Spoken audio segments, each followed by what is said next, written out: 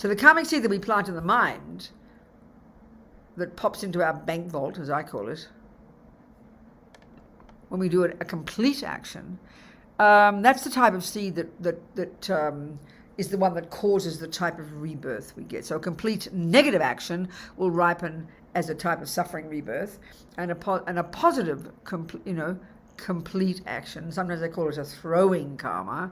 It throws you into the next life. That causes, so an action of non-killing, a complete action of non-killing, causes let's say a human body. So of course we need one of those. So we'll go through that again. The 4 ways that karma ripens. It's got to look into it a little bit. The 4 ways that our actions ripen. And remember, every second of the day, as we're talking right now, every second, there's intention. On the basis of intention, a karma is created. So it goes into the mind. It creates this. It's a constant cycling, never stopping. The 4 ways our karma ripens. This takes a while to hear. We hear it, but we can't kind of get our head around it. There's 2 things. There's 4 things that have to be in place. Sorry, I'm confusing my 4s.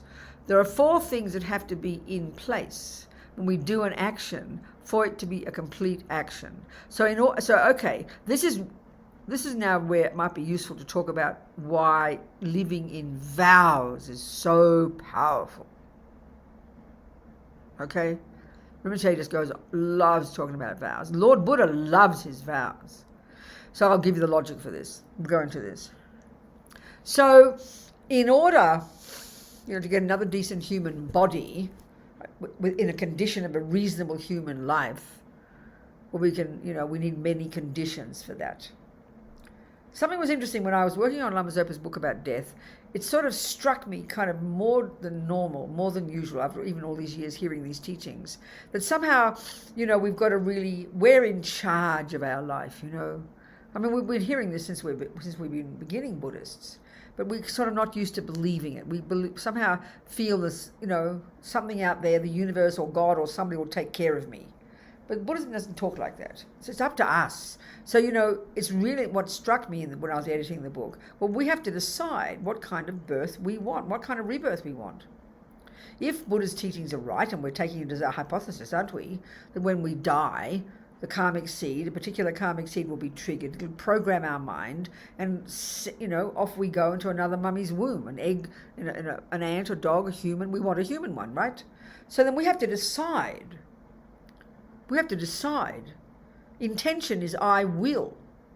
Well, I will what? We have to decide. So to get another decent human mother, we need bucket loads of rich, intentional, non-killing seeds in our complete bank vault. So we need to know how to create them.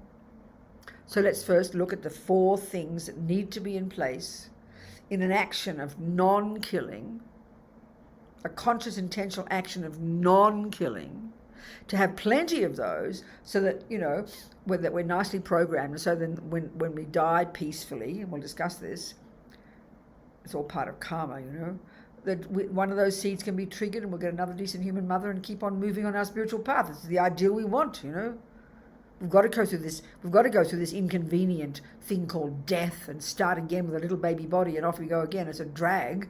But given that we have to do it, let's navigate it as well as possible. Let's be in charge of it. Don't just cross our fingers and hope for the best. So the 4 things that need to be in place in order to have, a non-killing karmic seed drop into our main complete karmic action bank vault, there has to be first the object of the action. Well, guess what? That's a living being, isn't it? The mouse, the ant, the rat. It could be your husband. Maybe you want to kill him, you have to refrain from it. So the first is there has to be the object. The second is your mind involved. I mentioned this, and this is the crucial piece. And there's 2 parts. There's more there. There's 3 parts, actually. The first bit is there has to be one of the many neutral states of mind, one of the many mechanics is the one called discrimination. It's happening every single second in our mind. It's discriminating between this and that and black and white and up and down and here and there and colour and shape, millions of things all throughout the room. And discrimination is the one that's ability to distinguish the difference between different things. So here, in this second part of these 4 pieces that have to be together when you do an action of non-killing for it to qualify as a complete action, 3 things. One has to be the discrimination that is the mouse I'm going to kill. That is the mouse. Then there has to be the intention. Well, no, first is the intention. I will kill the mouse. But like I said last week, the crucial piece is not just the bare bones, I will kill the mouse. There's always going to be a motivation that impels you to intend to kill the mouse. They're 2 separate thoughts, but they seem like one to us because they're so quick. So let's say, you have compassion. So one is the discrimination. Oh, sorry, this is not killing. I'm going to not kill. Sorry, this is a not killing action. Not killing. So there's a mouse there. Discrimination, that is the mouse. I must not kill. So the thought is, the intention is, I will not kill the mouse. I must not kill the mouse. I must try and save the mouse. I must not kill the mouse, something like that. Then the motivation is compassion. It's pretty clear, isn't it? Compassion. Compassion for the mouse. So the compassion is what makes the action virtuous. And obviously the stronger the compassion, the more the action is virtuous, the more rich and delicious the karmic seed is. The third of the 4 things that have to be in place in order for this action of not killing that mouse to qualify as a complete karma, to drop into your bank vault, your complete karmas, that will act as a karma that will throw you into a human life after death. The third one is the action. So the first is the object. Then is your mind involved. And there's 3 things there: discrimination, intention, motivation. 2A, B, and C. Then there's the action. You do the action of catching the mouse, of saving the mouse. And then 4, the result, a happy mouse, a living mouse.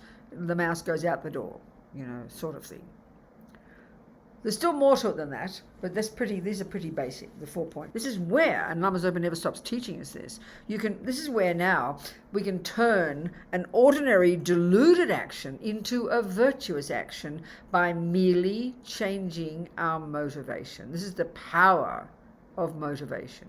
So let's look at the action of eating. First is the object, would be the cake. Second is my mind involved in it, right? This is a simple example of a simple action. There's no sentient being involved here except for myself. So you intend to eat the cake, but normally, of course, that intention is completely mixed with attachment. Spontaneously, we're programmed with attachment. We don't have to articulate it. It comes so naturally. So this is how Lama Zopa, out of kindness, is helping us, and this is particularly in the Bodhisattva path. You can change your motivation. So, and that's what Lama Zopa keeps telling us. We can't hear it, So what we've got to do before we shove it in the mouth, we just, make an offering, offer it to the Buddha, or we think, I'm going to eat this cake so I can be fat and healthy, so I can help others. You make it bodhicitta. Straight away, that motivation completely changes the character of that action. It's actually so simple. If we understood how easy it is to create virtue, we'd be over the moon, But we still kind of think, oh, I'm so attached to cake, I'm so bad, blah, blah, blah. Yeah, sure, we're attached. But before you put it in the mouth, you change your motivation. Or even you see it as empty, you do it with bodhicitta, you imagine offering it to all the Buddhas. This is why this is so powerful. That becomes your motivation. Then the cake goes in the mouth. But you've completely altered the character of that action. You've turned it from a typical negative action of mindless attachment to a positive action. It's so simple. It's incredible, It's so simple. That's why you have to remember. Every action we do in the day, eating, sleeping, going to the toilet, going to bed, having sex with your lovely new boyfriend, I mean, whatever. You can put bodhicitta in there. But we get shocked when we hear this. Because we think, oh no, that's bad. You can't do that. No. Rubbish, of course you can. Okay, don't go around killing people, please, with bodhicitta. That's not cool. But get my point. All the ordinary things we do in the day that we can't imagine not doing, like eating, sleeping, and going to the toilet and all the rest, we can turn them into virtuous actions by being conscious and having a positive motivation. It's not the best. It's better than nothing. Eventually, when you're totally a bodhisattva, it will only be a positive motivation. There won't be any taint of delusions, But we've got to start somewhere.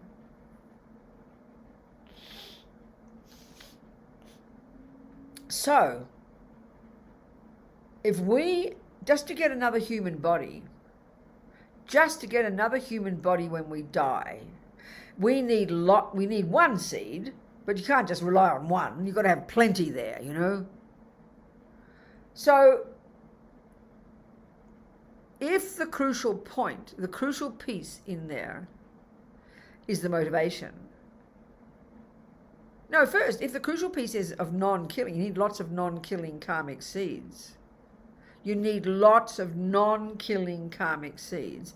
Then if you don't meet many mosquitoes, you don't meet many ants, you don't meet many rats and mice and cockroaches, then when would you be having the thought? This is a really important point to get. This is where vows come in now. If in one day you don't, in this house where I live in Santa Fe, the only creatures besides me who live here that I've met are the ants. I haven't met a cockroach yet. I haven't met a mouse. I haven't met a rat. I've smelt a, what are those animals that stink in America? What are they called? Skunk. I've smelt a skunk a couple of times. Raccoon, I've seen a raccoon, but they don't come in the door. So the only beings that live in the house with me and interfere with my life, like walk on my kitchen cabinet and get into my food, you understand? And the ones you can't help killing because they're so tiny, these are the ants. So it's only, this is the point now, it's only, if I didn't have a vow not to kill, which I'm going to talk about, it's only when I see the ant and intentionally decide I will not kill because of compassion, that's only then that I will drop a non-killing karmic seed in my bank vault. But if you don't meet many creatures, then how many times a day do you actually have the intention, I will not kill? Because karma is proactive. It's intention. I will. So we're sitting here right now, merely not killing. We're not killing at this moment. But we're not creating any virtuous karma of not killing. So how are we going to create the karma of not killing and have enough karmic seeds in our mind? Well, unless you're living in India in the rainy season, I promise, it's like Jurassic Park. You're bombarded, by these creatures. You're bombarded by all these maniac creatures that you got to be cautious every single second. So at least the point there is you're creating lots of virtuous karmic seeds of I will not kill. I'd better be careful. I'd better not kill that cockroach. I'd better not kill that fly, whatever. So how do we then create bucket loads of non-killing karma without having to not kill?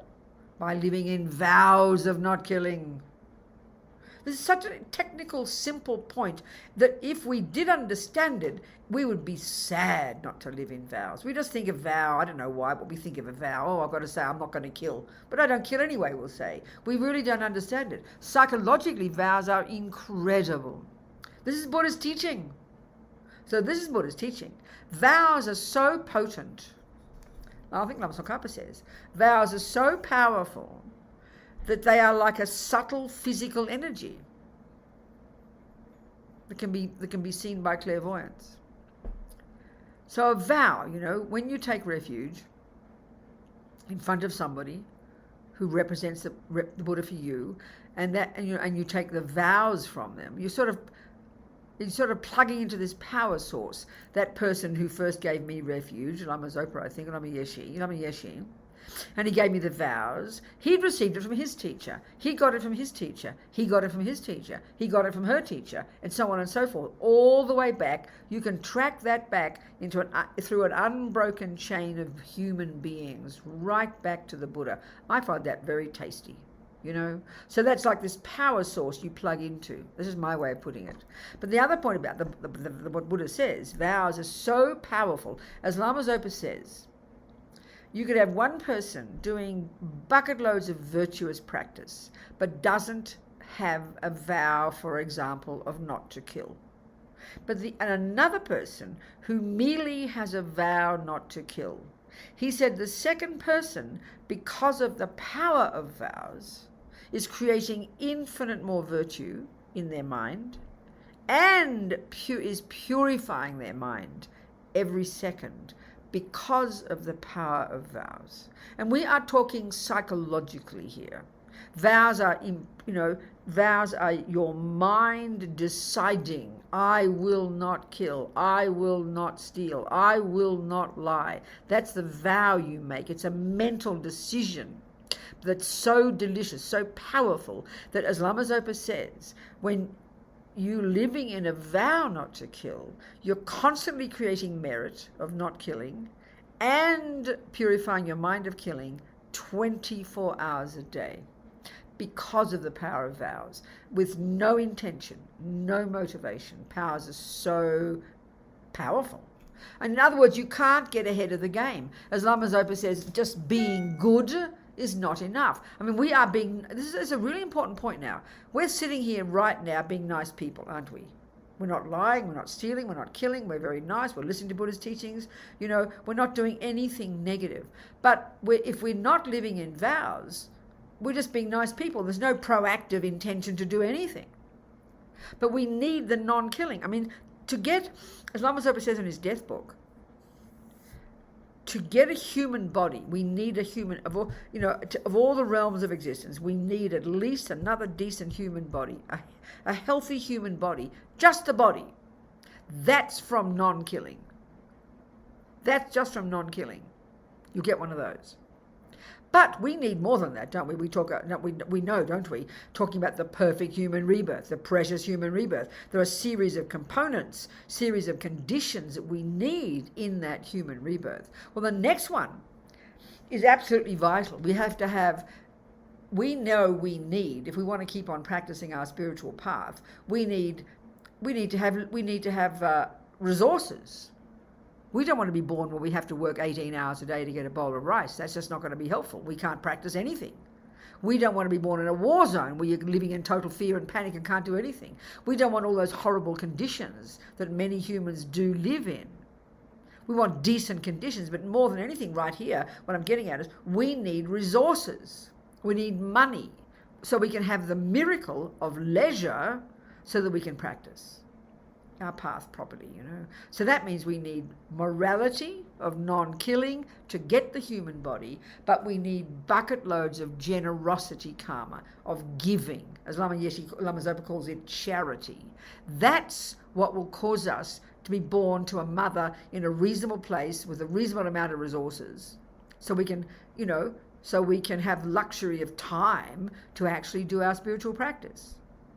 And so we need morality and generosity, fundamental. But then, of course, we need all the other conditions. If we want to continue to be a Buddhist, we need to stay connected to the Buddha, do Buddhist practices, so that we'll meet a Buddha when we're little, not have to wait till we're 34 or something, or 97 to meet the Buddha again.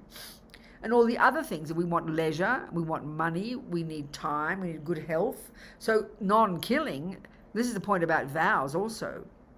This is a really powerful point about vows.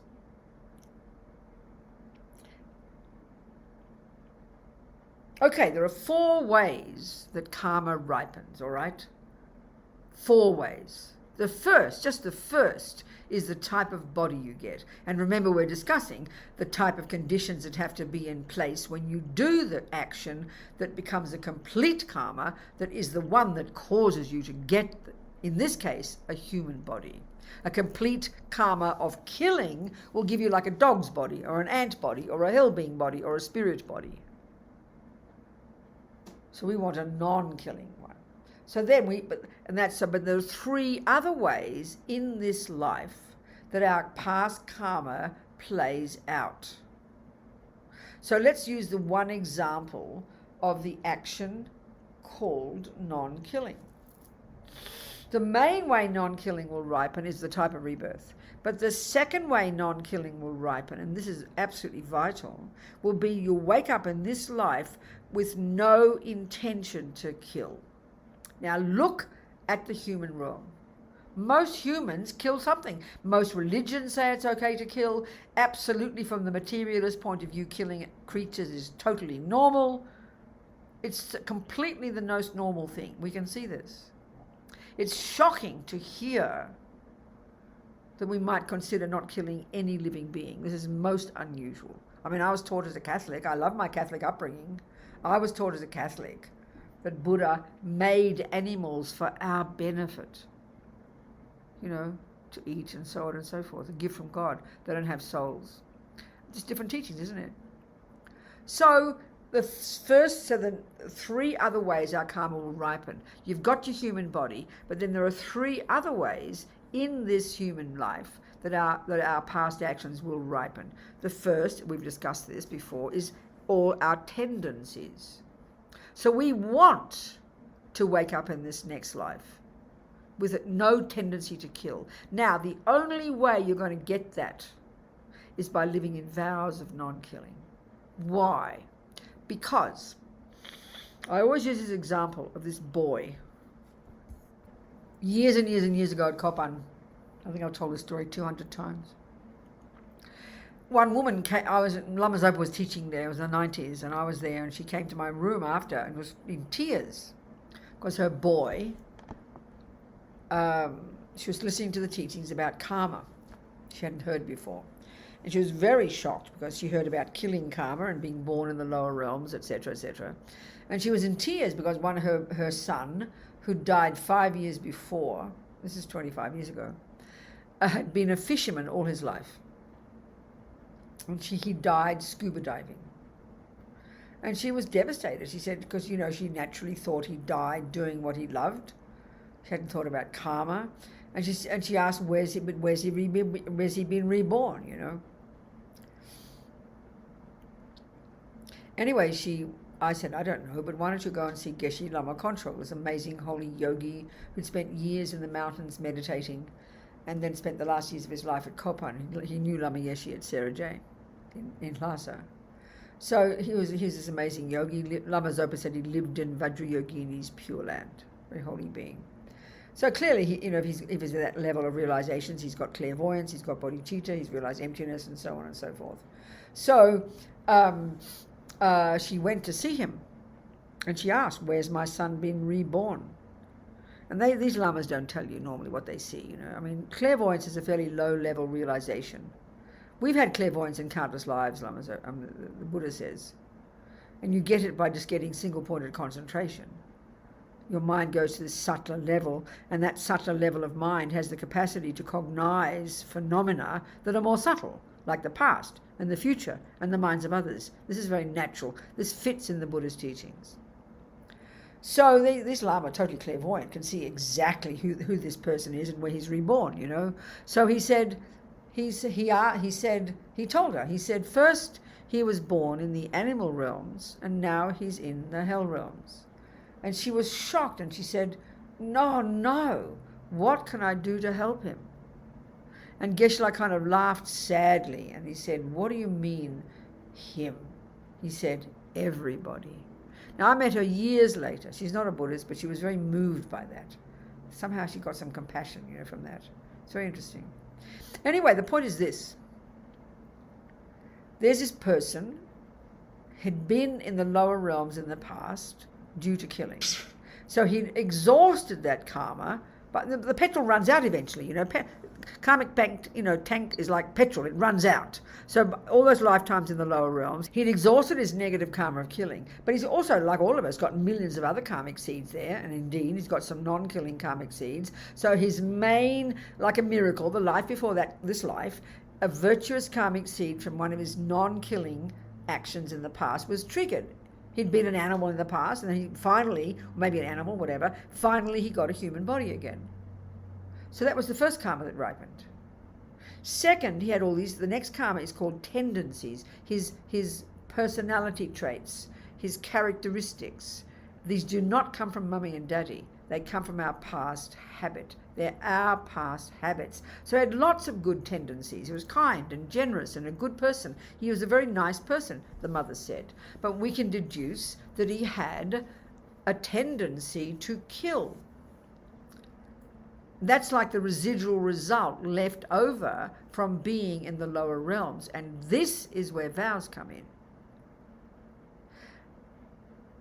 He hadn't exhausted all aspects of the karma. So the three other results of killing, and he had two of them, one is the tendency to kill, and this is the worst because it just sends you straight back to the lower realms.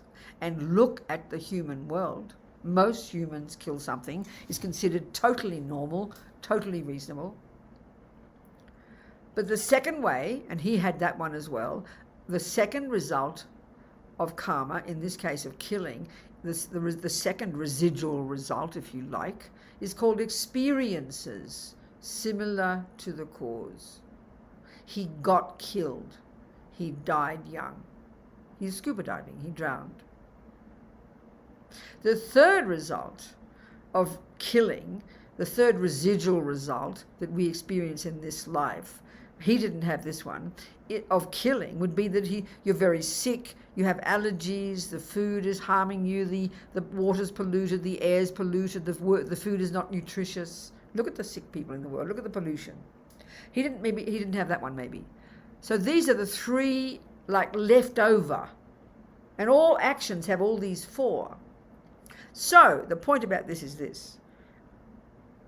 There's another example of another little boy. I always tell this story too.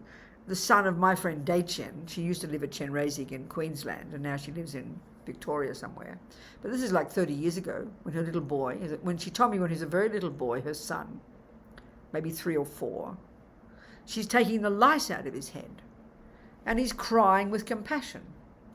You know, mummy, leave them alone. Don't hurt them. It's their home. Crying with compassion for the lice.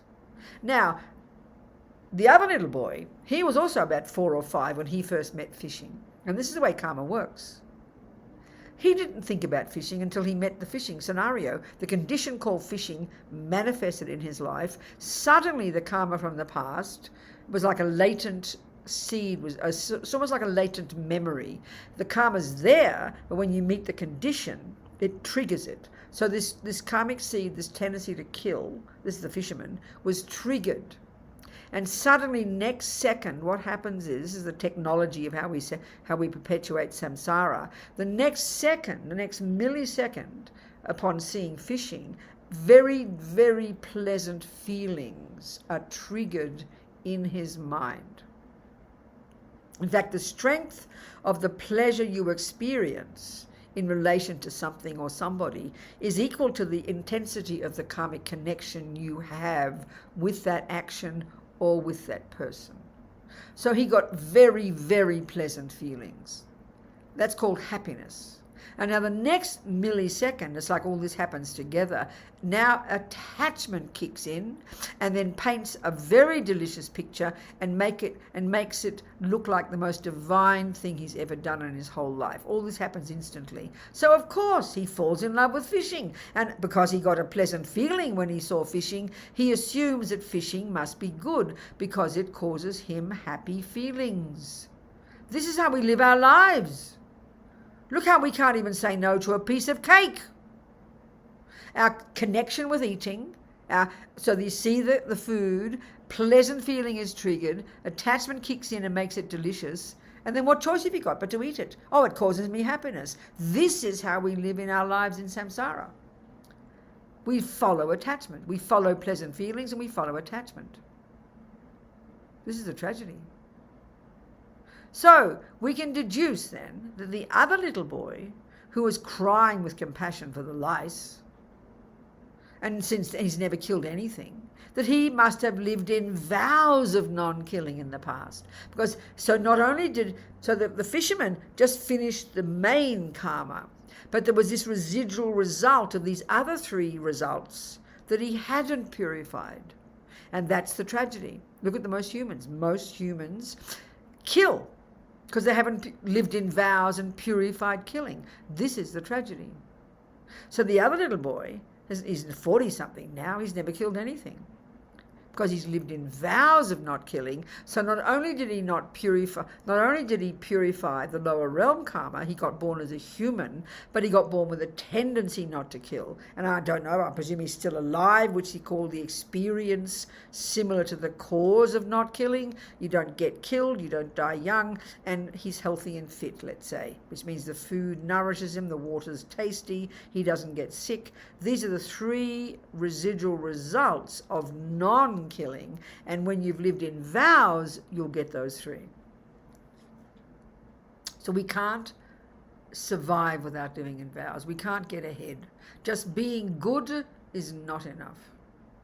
So we need to live in vows, because a vow is so powerful that every second you're keeping it, even when you're not thinking about it, you're ticking over virtuous karmic seeds in your main bank vault of non-killing, and you're putting atomic bombs under the karmic seeds of not killing, so that you'll wake up in this next life with no thought to kill, you won't get killed, and you'll be fit and healthy. The 3 karmic results of non-killing.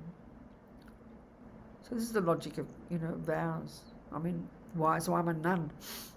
I love the idea of vows, So ask me some questions now, come on. There's a question in the chat. Oye, tengo una pregunta.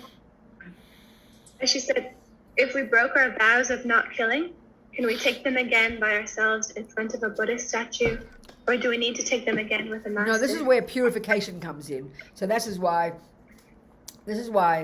yes, absolutely pure. So we'll go through, I'll answer that in more detail. There's no negative karma we can't purify, okay? Because everything is a dependent arising. There's nothing set in stone. So this is why also, though, as Lama Zopa says, we're insane not to do the purification practice every day. Because every second of the day, you're creating karma, because we're samsaric beings. Every second of the day. And it's karma's like very dynamic, like botany. You know very well that gardens are just growing all the time. You don't have to be working on the garden. It's a natural thing that is constantly moving. The rain is coming, things are moving, the wind is happening, the seeds are growing. It's just what a garden does, which is why you have to do the weeding every single day. We're so caught up in this concrete sense of me plodding through life. We don't see ourselves as so dynamic, but we're this dynamic person creating karma every second. It's just natural. So living in vows, the first one, and then at the end of the day, doing purification. This is a perfect practice. This is the junior school level of practice, the basic level. This is like the first scope. And this is the basis of all your future practice. Living in vows, which itself purifies those habits and creates merit. And then purifying, which increases that purification process. Putting atomic bombs under these tendencies. It's so powerful, and we'll go into that as well. So absolutely, of course. But if we go into the 5 main actions, the 5 vows, if we take vows, the layperson's vows, there are 5. So the first one is not to kill. The second is not to take the ungiven, as they say in Tibetan. The third is not to say words that aren't true. The fourth is not to... There's many ways of interpreting sexual misconduct, but the general way it's given is not to cheat on your partners. But His Holiness gives it as not raping. It's interesting, not being abusive, And the 5th one is no intoxicants. So the killing one, you break in a major way.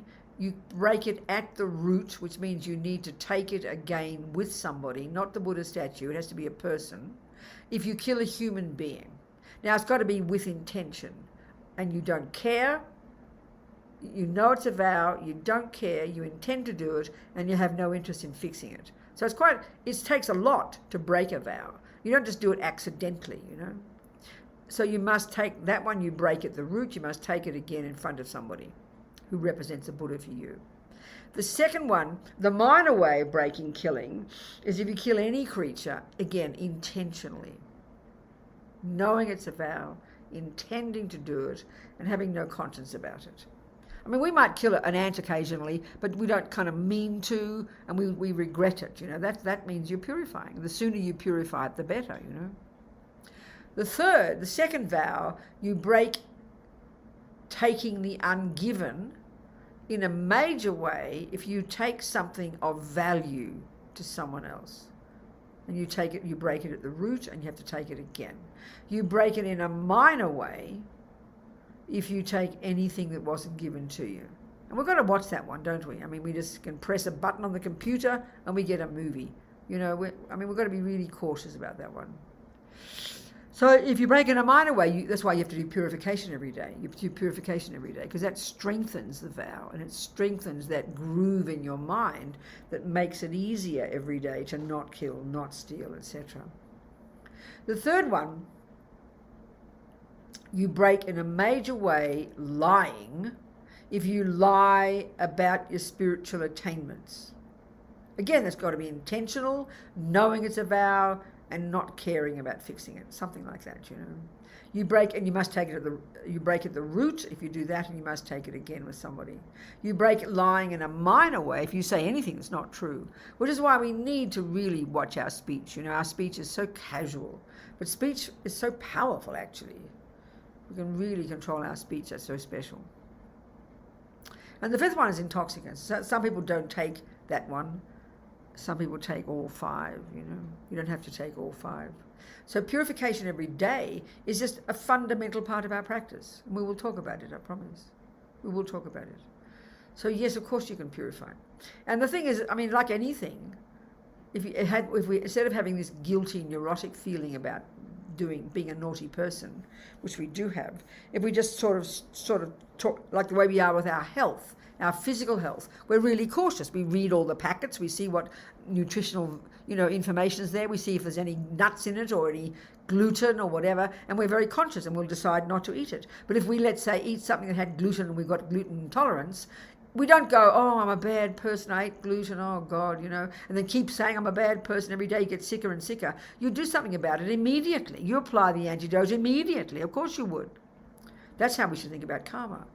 You don't wait till you sit on your cushion. If you go and intentionally kill that ant, you know, don't wait and sit on your cushion 4 hours later, because karma's multiplying all the time. You do it right there. Oh my God, what a fool. You regret it. We'll go through that later, the process. So, are there any more questions in the chat box there, Jennifer? ¿Cómo restauran los votos? Y ¿se puede hacer con los preceptos, restaurar los votos? Sí, sí se puede restaurarlo. O sea, los votos de budista que tomas de no matar, todo eso, si lo rompiste alguno, ¿cómo se restauran? Adriana is asking, if you break vows, can you purify them by taking the 8 Mahayana precepts?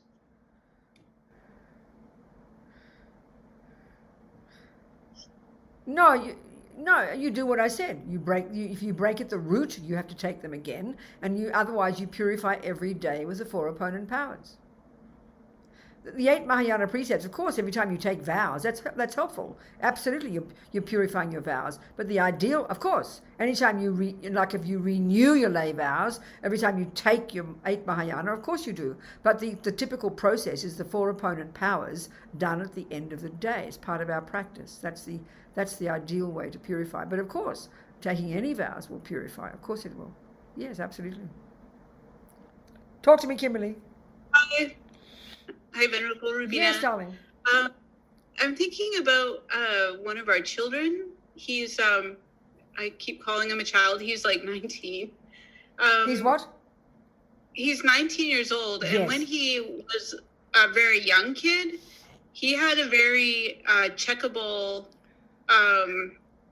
story about a previous life. He was only 4 years old and on the autism spectrum, so he didn't speak a lot at all, and he had a really clear story that checked out about who he'd been possibly before. I believe him. I don't know if it's true, but he's not a Buddhist. He's not interested in that right now.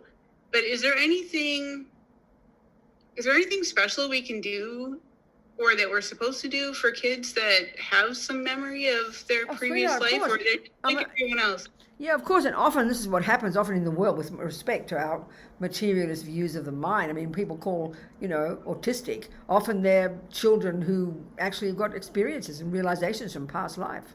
And and there's one friend of mine, I'll answer yours directly, but there's a friend of mine whose little boy, she's a Buddhist, a student of Lama Zopa, and her little boy was kind of typically outrageous, super intelligent, and they said he was autistic, And she was really worried. I said, for God's sake, ask Lama Zopa, because he was super intelligent, super active, super wild, Yeah. And she checked with Rinpoche, and he gave him all these practices to do. He memorizes the Heart Sutra. It's so easy for him. I said, why don't you send his picture to one Tibetan doctor? These Tibetan doctors are very holy, and some of them are really like lamas, and they're clairvoyant. And she sent a photo of the boy and some of his symptoms, and the doctor wrote back, he said, yep, that's how yogis behave.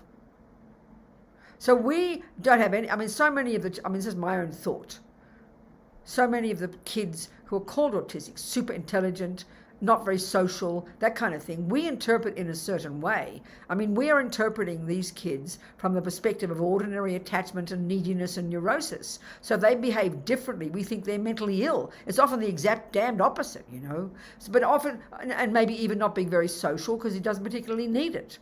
So, is he, how, you said he's 19, how is he behaving? What's he like? What kind of boy is he? Wonderful. He's wonderful. So he's intelligent, well behaved, yeah, good ethics. Rocket science, maybe not, but optimistic, good heart. Wonderful. Of course, a lot of very good heart. It's sort of like anything. If there's a the mind works in such a way that nothing goes astray. Everything is stored as memories. So in the same way that little boy, when he first saw fishing, it triggered the memory of fishing, quite literally. So the same with beings with, you watch these little boys on YouTube playing music, or girls, the memory is there. So they're able to play Mozart at the age of 3. It's exactly the same logic. So clearly with him, if he's got a connection with the Dharma, and it's fairly obvious he has, he should hear the Dharma. But if he doesn't want it, you can't force him. But do you ever have mantras playing, and does he see the images of the Buddha and that kind of thing? Yeah, he does. Well, then okay, they can't do more, honey. Let him find his way. That's what I think too. Yeah, that's eventually it. Perfect, darling. It's wonderful, though. I like what you said about that other boy seeing fish and having reaction. That's right. That's how yogis behave, he said. Yogis, we have a vague idea they're kind of these little spacey people. It's not true. They've got these genius minds, super clear, super very sharp. And that's why, since they're very little, if they're kind of educated from the very beginning, that energy can be harnessed. Do you understand? So that, obviously he's making his choices. You can't force him. But be surrounded by it. That's good. That puts the imprints in his mind, sees the Buddha and everything. You can't do more, sweetheart. Good. Thank you, Kimberly. What else, people? Any more questions? Jennifer? I think Andy had a question. Good, Andy. Talk to me.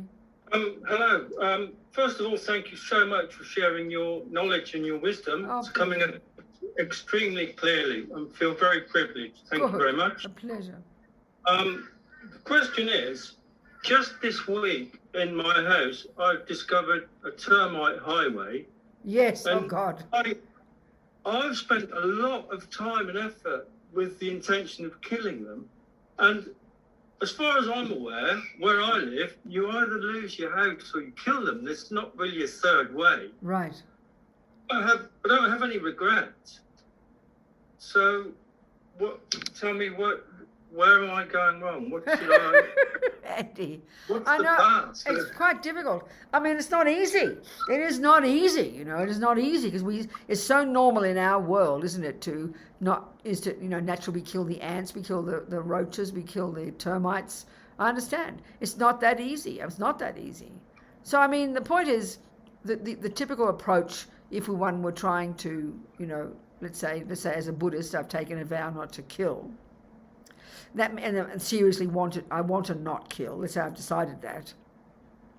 then obviously we all know that once we intend to do something, then we're very creative people. We'll come up with methods of how to get what your goal is without having to do your killing if you've made a decision to kill. So, okay, you've said you've killed them and you have no regrets, that's your business. But I mean, are there any ways that you can? I mean, I know what you're saying about termites, there's only two choices, but I wouldn't be surprised some people have done some research.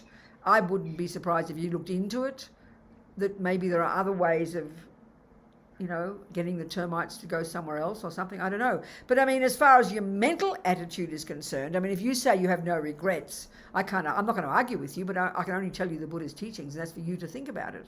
So I've talked about, you know, the Buddhist view. So, okay, let's analyze it, shall we? Let's analyze it. So then the reason in your mind that propelled you to kill the termites, I suppose it wasn't compassion for the termites, was it?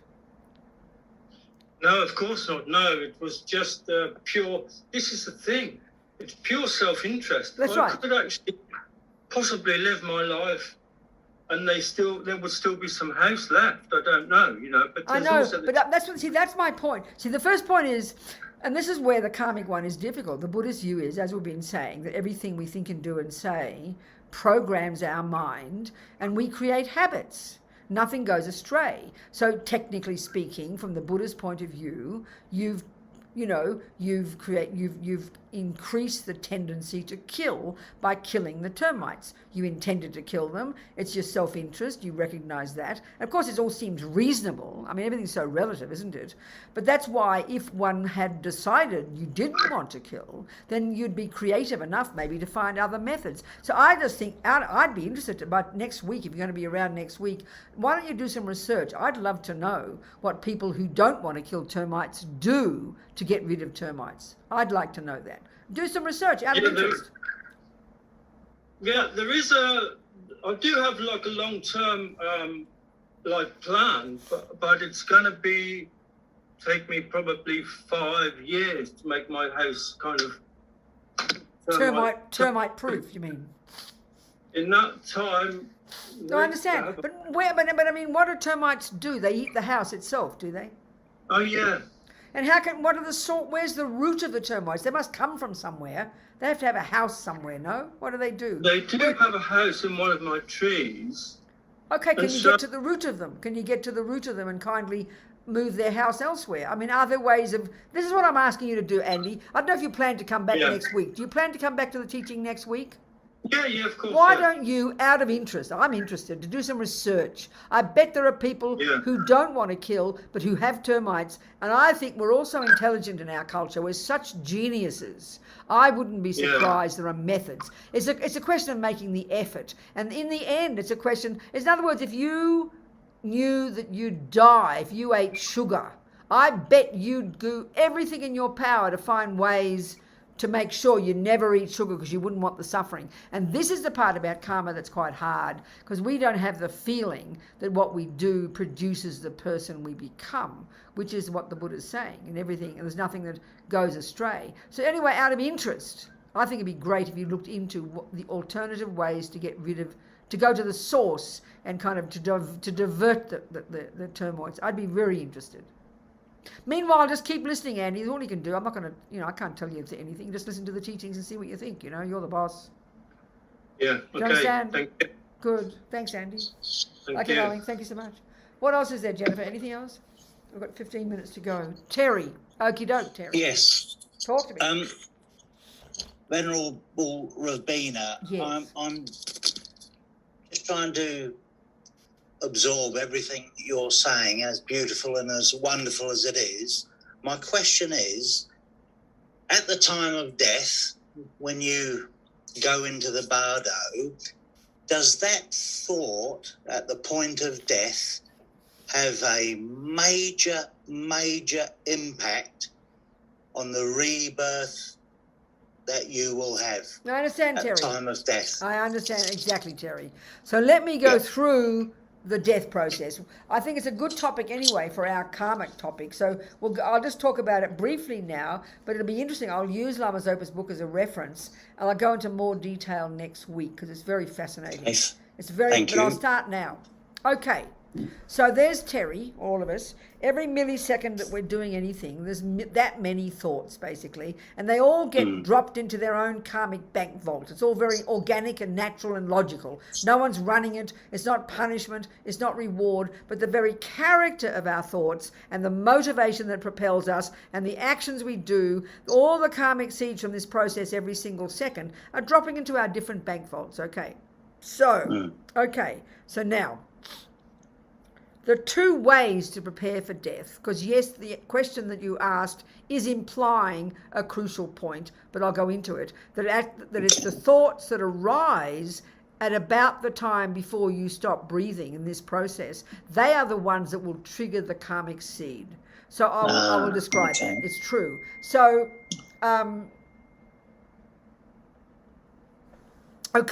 so there are trillions of seeds in our different bank vaults, put it like that. So one way to prepare for death is obvious. Live in vows every day, do purification every day, live a good life, live in good ethics. So every second, and then think about impermanence. Know that we're going to die, Terry. We can see all of us, we live in denial of death. We can't bear the thought.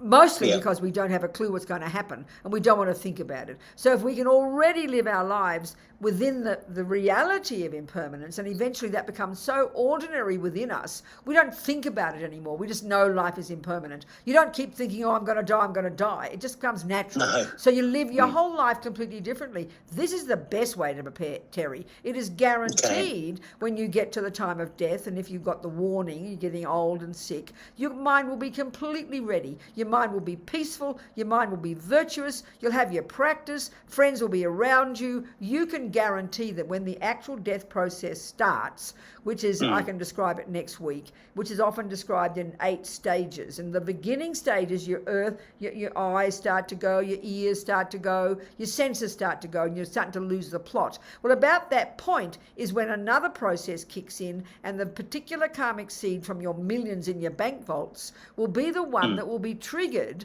that at that point, before you even stop breathing, that will determine your future birth. So we can deduce, Terry, because you're human now, that the past life at the time of your death, which wasn't more than a few weeks before you found your way to Terry's mummy's fallopian tube, where it joined daddy's sperm, you were dying relatively well. A virtuous, non-killing karmic seed was triggered before you even stopped breathing. Already you were programmed to go to your own mum. Already at that point. And so from that point, death is a very peaceful experience because you're moving toward your own new human birth. So that's the crucial time when you need to help the person be peaceful, because when the mind is peaceful, the mind can be virtuous, and that can trigger a virtuous karmic seed. So yes, the way you die is crucial, and we'll go into more detail. But the best way to make sure you're peaceful at the time of death, like I said, is to live your life within ethics and know it's going to happen. And when it does, as Lama Zopa says, most people die with fear because we're never thinking about death. And the only reason we've got fear is because of attachment. We don't want to let go of this person, So preparing by living our life is the perfect way to be peaceful. And then we'll go into the process in more detail because it is very fascinating. Okay. Okay. Thank you. Bless you. Terry. Terry, good. Thank you. Good. Fantastic. What else is there, Jennifer? Who are you, darling? Hello. My question, Venerable Robina, relates a little bit to Andy's in terms of he was talking about the termites. But for example, we have an ant problem here. And I was just questioning, you were talking about intention and motivation. And if your intention is, I don't want to kill the ant, but your motivation is, I will, because otherwise it's going to really affect, say, the centre. And, if it's the choice between killing the ants and losing the centre, for example, what do you do? I understand, so darling. There's always killing with the cheetah, if you like. No, darling, the point is, first of all, I made a very simple statement. 1 is the intention, and then 2, the motivation. So any action we do, the motivation is always the key. Of course it is. But, so like you can kill the mouse.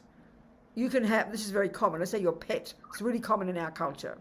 you've got your little doggy and your doggy's suffering, and the common thing in the world is, of course I'm going to put my little dog down because she's suffering. So you could argue very simply, of course there's the intention to kill there, but the motivation, you mean well. You mean well. So from one's own point of view, you could say that person didn't create much negative karma. But the real point also is, in that case, what about the little dog? Did you actually help the dog? We never asked that question. We only think because I meant well, then I killed the little dog. But basically, unless we've got the wisdom to know with accuracy that that little dog will definitely get another human body so it can carry on practicing a spiritual path, then we're playing Russian roulette with the dog. So you're fine because you meant well. You're fine because you meant well. But there was no wisdom there. As His Holiness says, compassion is not enough. You need wisdom. It's exactly the same way if I've got a headache and you have got a pill for me and you're really compassionate, but you can't remember whether the pill is a cyanide pill or an aspirin. So, honey, you will not take that risk, will you? You won't say, oh, I meant well while I'm dying with agony. Well, we don't have the wisdom to know what will happen to that dog. So if you're really thinking, I understand okay, that's a typical example of if you kill your dog or the ants. We don't think about the ants' reason. We just do it for our own benefit. We mean well. So no, darling, listen, I haven't finished yet. I know your question very well.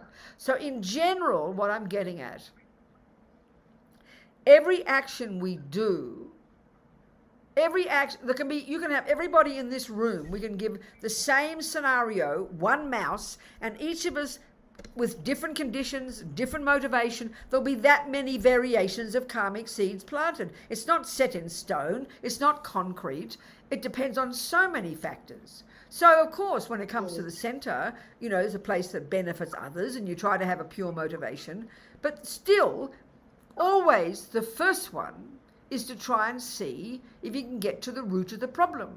I'm not going to spoon feed that kind of thing. If it's the center, you need to ask advice from Lama Zopa Rinpoche. I'm not going to give you an answer. I mean, what I'm getting at is, every action we do is different because the motivation is different, because this is different and that's different. It's very subtle. It's very nuanced. But so I think always the thought has to be, you don't want to harm the ants, You have to have this real compassion for the ants. Of course you've got compassion for the people at the center and the people who come and the benefit the center does. All that makes sense, sweetheart. You've got to weigh it all up. But also, it's interesting to think of compassion for the ants. Just to look into it from that perspective and see if there's a way how you can avoid the ants. I don't know. I understand. Everybody's life is like this. Mosquito. I mean, you live in India. You don't have a choice. You can never get rid of them. You've got to. And so one of the things is the Tibetans, they learn to live with them. I know. When I was living in Dharamsala, I mean, there's the rats and not the cockroaches, the mosquitoes. You can't get rid of the mosquitoes. It's all to do with what your mind is thinking every second, and also thinking of trying to develop compassion. There's so many things involved in it. And the other thing that we don't think about, and we're going to talk more about this next week, the whole business of the purification practice. Because karma is not set in stone, that, by doing very many practices, maybe Lama Zopa will give you a whole bunch of practices to do that will help the situation. They can have an enormous benefit. And even just by doing the purification practice in our ordinary life, forget about the center and that scenario, but for one's own scenario in daily life, by doing various practices, this is talking to Andy too, you purify the condition. You might purify it to the point where the mosquitoes won't come anymore, where the rats won't come anymore, where the termites won't come anymore, because karma is very dynamic. But I think you need to consult to get some practices for the center. That's my opinion for the center. Okay. All right? Thank you. All right, it's time to go, I think, nearly. What else? I saw a hand up there. Vanessa. Talk to me, Vanessa. Hi. Hello, sweetheart. I used to stay at the Mahamudra Centre, so I know about the ant issue. God. Okay. I spent hours in Venerable Nangsal's old hut, and so what I used to do is do a lot of tapping and ask them to go away. And then Manuka essential oil and tea tree oil, I found the source of where they were coming in, and I would put that there. But it took hours, and a lot of tapping, a lot of essential oil, But did it work? so yeah, that'd come back, but you'd have to just kind of put essential oil at the source. I know. I think a lot of research has to be done to where they come from, and if you, I mean, but I really also think, Vanessa, what I was saying to Jennifer, I think because of this, other practices that are more powerful that aren't evident to us might well be the case for the centre to purify. You know, I think you really should. I think it's important. Who's the director there? Roy. Oh, Roy. He's around. Roy's No. around. Yeah, he's the temporary director. Okay, suggest it to him. Very strong. I really, really highly recommend, because it's the centre. I will. It's Rinpoche's centre, you know. And he can see the karma of the ants as well as you guys, so he knows long term. I think it's important. I really do. Consult. Good, Vanessa. That's very helpful, though. Now, I know in my house, in the kitchen, you see all these different tracks. One day there almost is nothing. Next day they're just like millions, you know. And in the end, I just kind of learn to live with them. It's difficult. I think it's time to go, you people, on that thought about ants and termites and all the rest. Thank you, precious people. Gone like a dream, our 90 minutes. My voice always seems to go about the end as well. I don't know what's happening. So we think all these thoughts we've had, as many seeds we've planted, may we nourish these seeds from this moment forward so that we really will develop our marvellous potential. Have confidence in that, okay? And that it does manifest in the future, no matter how long it takes in our Buddhahood. And secondly, may we never give up bodhicitta, this amazing aspiration to only want to help others. Kewadinyu dudag lama sangye drubgyune drowa chikyang malupa Jai Sala Kupashok Jang Chub Sem Chog Rinpoche Ma Ke Panam Ke Gyuchig Ke Panyampa Me Payang Gong Ne Gong Du Bashok. Thank you, sweethearts, so much, everybody. Thank you.